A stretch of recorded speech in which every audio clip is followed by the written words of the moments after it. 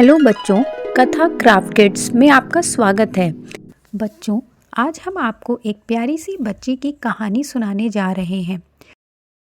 वह बहुत मेहनती थी, लेकिन एक बात से बहुत डरती थी, सबके सामने बोलने से।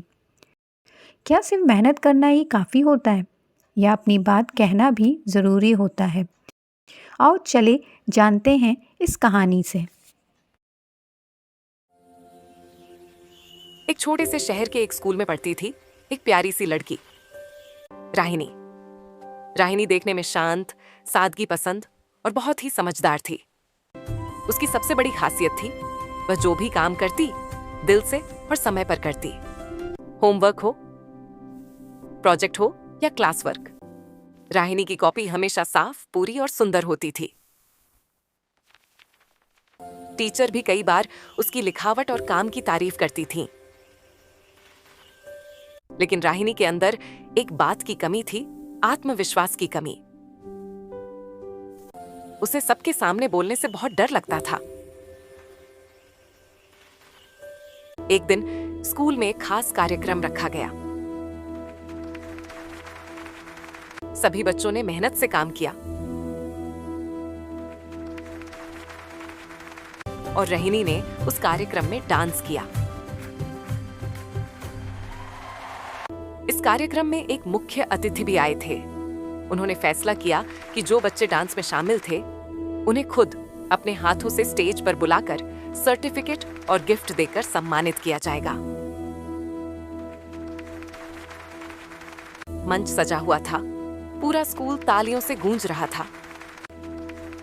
मैम ने माइक पर ऐलान किया और सभी बच्चों को स्टेज पर आने के लिए कहा। Thank you. Here is your certificate and one for you. राहिनी भी डांस करने वाले बच्चों की लाइन में थी। राहिनी स्टेज पर तो पहुंच गई, लेकिन सर्टिफिकेट लेने के लिए आगे नहीं बढ़ी। वह पीछे खड़ी रही और बाकी बच्चों को आगे जाने देती रही। एक एक करके सारे बच्चे सर्टिफिकेट और गिफ्ट लेते गए।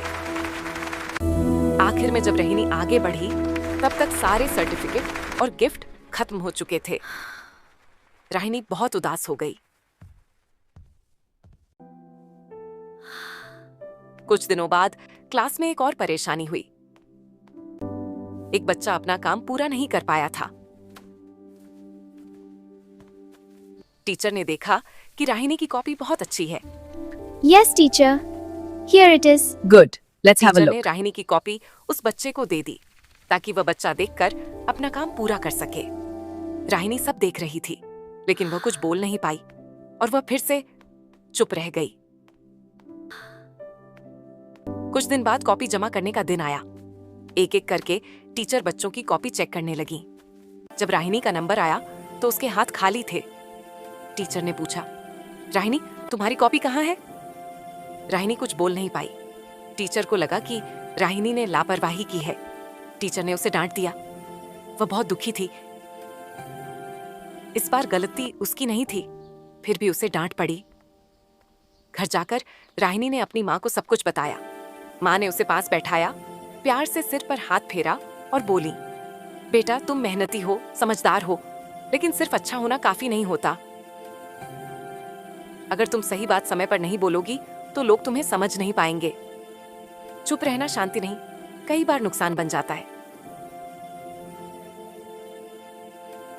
राहिनी ने पहली बार समझा कि उसकी चुप्पी ही उसकी सबसे बड़ी कमजोरी है। अगले दिन राहिनी टीचर के पास गई। थोड़ी घबराई, लेकिन पूरी बात सच सच बता दी। टीचर ने ध्यान से सुना और मुस्कुराकर बोली, राहिनी, गलती तुम्हारी नहीं थी, लेकिन अगर तुम पहले बोल देती तो ये सब नहीं होता। याद रखो, आत्मविश्वास से बोली गई सच्चाई हमेशा सही रास्ता दिखाती है।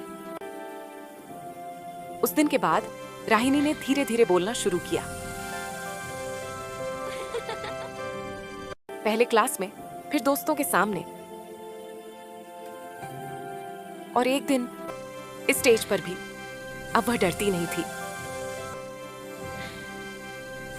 क्योंकि उसे पता था उसकी आवाज भी उतनी ही जरूरी है जितनी उसकी मेहनत। Congratulations. Please step forward to receive your certificate. Thank you. Well done, everyone. इस कहानी से हमने सीखा चुप रहना हमेशा सही नहीं होता। सही समय पर अपनी बात कहना भी बहुत ज़रूरी होता है। राहिनी ने सीखा मेहनत के साथ साथ आत्मविश्वास भी चाहिए और तब से वह डरी नहीं बल्कि हिम्मत के साथ बोलने लगी। याद रखना, मेहनत के साथ आत्मविश्वास भी ज़रूरी है।